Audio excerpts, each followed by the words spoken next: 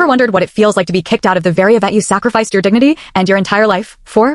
My son, Samuel, was getting married. A dream wedding, they said. Elegant, intimate, unforgettable, except they forgot one thing. Me, the groom's mother.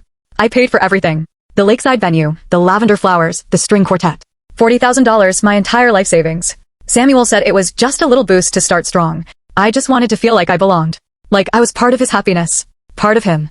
I met her 2 months before. Juliet. Magazine cover smile, voice sweet as poison. She hugged me like she was touching furniture. Told me to sit comfortably at the last table near the kitchen.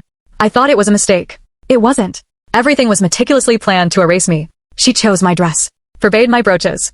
Too old-fashioned. Made me buy a new one. Pale lavender, low neckline, like I was 30 years younger and dead inside. The big day came. I arrived early, just wanted to help. But Juliet looked at me like I'd spit in her champagne. You're not needed, she said. Everything's under control. I smiled.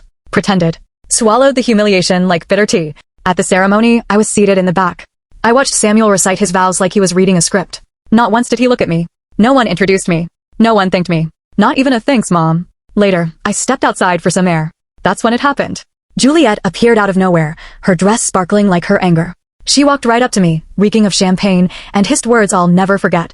You're ruining my wedding. Leave. Nobody wants you here. And Samuel, my son, just looked away. Then whispered, maybe you should go, Mom. You're upsetting Juliet. In that moment, something inside me snapped.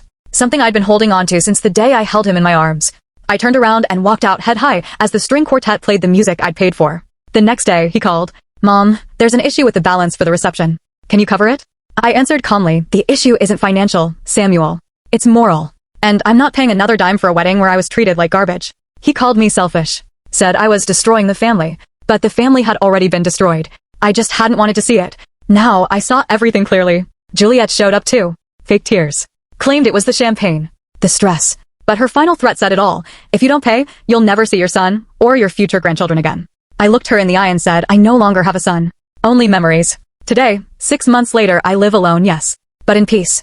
I sold the house. Moved into a small apartment filled with books and flowers. I made new friends.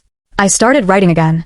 I even met someone. Not a replacement, something real. Honest. Sometimes life rips you out by the roots, just so you can bloom somewhere you were meant to be all along. Would you pay for a wedding where you were treated like a ghost?